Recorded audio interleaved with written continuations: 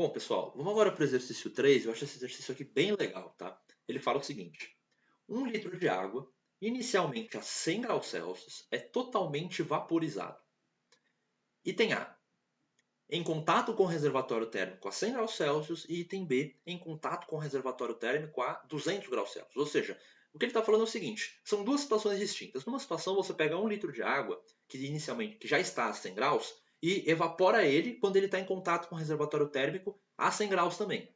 Na outra situação, você também evapora a mesma quantidade de água, porém, o reservatório térmico vai ter uma temperatura de 200 graus Celsius, certo?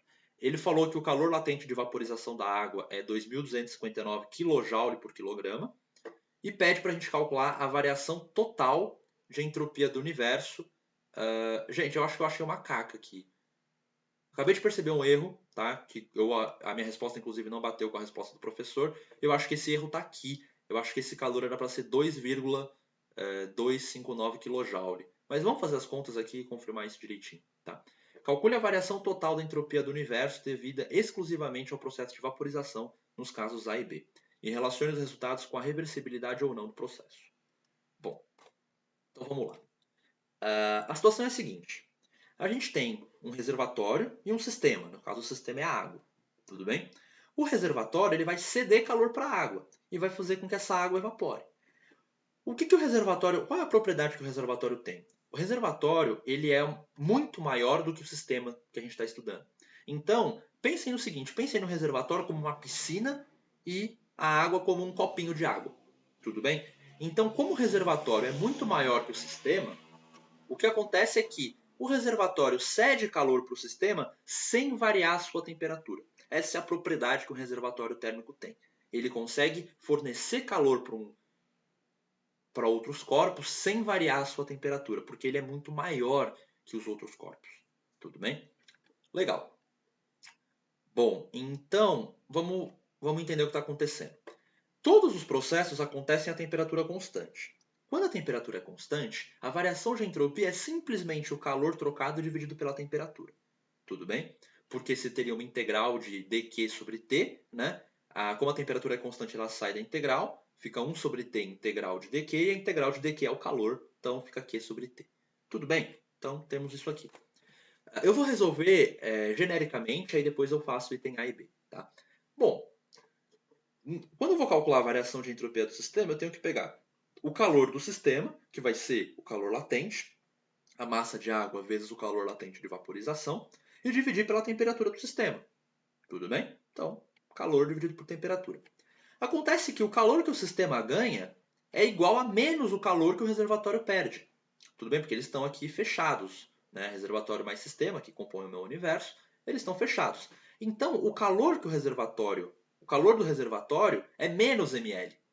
Tudo bem? Então fica menos ml dividido pela temperatura do reservatório. Isso aqui para a gente calcular a variação de entropia do reservatório. Tudo bem? Bom, feito isso, a variação da entropia do universo vai ser a variação da entropia do sistema mais a variação da entropia do reservatório. Tudo bem? Eu ponho o ml em evidência, fica ml, 1 sobre a temperatura do sistema, menos 1 sobre a temperatura do reservatório. Essa é a expressão para a variação de entropia do universo. Isso vale tanto para o item A quanto para o item B. Tá? Agora a gente vai discutir o que acontece em cada um desses itens. Bom, vamos olhar aqui para o item A. No item A, a gente tem a seguinte expressão. Então, a gente tem a seguinte situação. A gente tem que a temperatura do sistema é igual à temperatura do reservatório. Tudo bem? Então, fazendo essas contas, como a temperatura do sistema é igual à temperatura do reservatório, essa fração anula essa fração. E a variação de entropia do universo é nula. Tudo bem? Já na segunda situação, na situação do item B, a temperatura do sistema é 100 graus Celsius, converte para Kelvin aqui, enquanto que a do reservatório é 200, converte para Kelvin aqui. Então, o que acontece?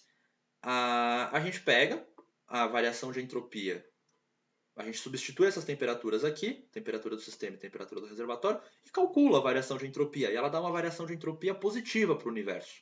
Tudo bem? Na verdade, o que está acontecendo é que a entropia do sistema está aumentando e a do reservatório está diminuindo. Só que a do sistema está aumentando mais que a do reservatório. está aumentando mais do que a do reservatório está diminuindo. E por isso a entropia do universo, que é a soma das duas, está aumentando. Tá? E o valor que a gente encontra é 1,28 kJ por Kelvin. Tá? Eu acho que aqui a minha resposta está diferente da resposta desses exercícios. Eu acho que o erro está aqui. Ó. Eu acho que isso aqui era para ter... eu não sei onde está o erro. Eu fiz as contas considerando esse valor aqui, mas eu acho que esse valor está errado, porque não faz sentido ser... Deixa eu fazer a conversão aqui rapidinho. Eu sei que é 540 caloria aí por grama. Aí eu multiplico isso por 4,19, a gente obtém 2.260 mais ou menos, que seria joule por grama. Joule por grama. E aí, não, tá certo, esse valor tá correto, é quilojoule por quilograma, perfeito, tá? Então, isso está perfeito. Ah, importante aqui, a massa eu usei 1 porque 1 litro de água é 1 quilo de água, tudo bem? Então, como eu estou com kJ por quilograma, eu uso a massa em litros, 1 quilo de água, 1 litro de água tem 1 quilo de água, tá? 1 quilograma de água, vezes o calor específico aqui, que seria kJ por quilograma, que vai cortar e aí fica o kJ. Tudo bem? Então, essa é a resposta que eu encontrei em kilojoules por Kelvin. Eu tenho que verificar, mas acho que a resposta que está nesse exercício é 1280, alguma coisa assim. E aí isso difere um pouco do que eu achei. Eu tenho que ver se ela tem quilojoule ou em joule, agora eu não me recordo. Mas eu confio nessas contas aqui do jeito que eu fiz. Tá bom, pessoal? Então, só para terminar, ele pede calcule a variação total de entropia do universo. Fizemos isso. E relacione os resultados com a reversibilidade ou não do processo. A ideia é a seguinte. Para qualquer processo, a variação de entropia do universo que compõe o sistema e o reservatório ela é sempre maior ou igual a zero. Ela nunca pode ser negativa. A variação de entropia do sistema ou do reservatório pode ser negativa. O que não pode ser negativo é a soma das duas, tá? Que é a do universo. Bom, se ela for igual a zero, isso significa que o processo é reversível. Se ela for maior do que zero, significa que o processo é irreversível.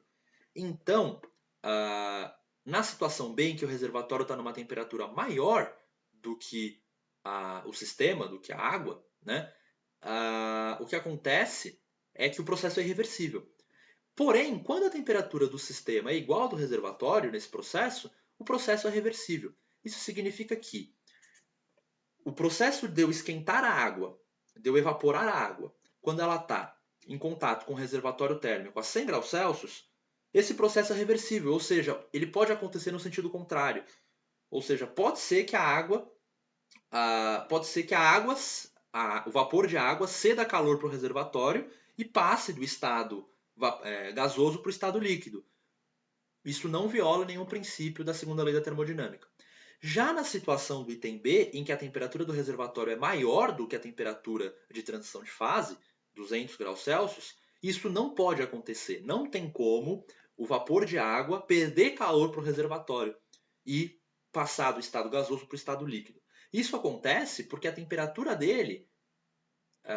do reservatório vai ser sempre maior que a temperatura do vapor de água. O vapor de água vai estar a 100 graus Celsius. Né?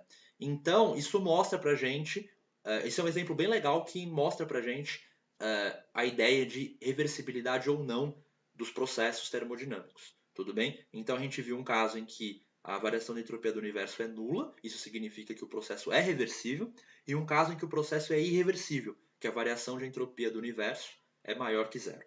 Tá? Mas, repito novamente, para a gente fazer essa análise, a gente tem que olhar sempre para a variação de entropia do universo, sistema mais reservatório. Não adianta olhar individualmente para o sistema ou individualmente para o reservatório. Tudo bem? Então, esse exercício a gente fechou.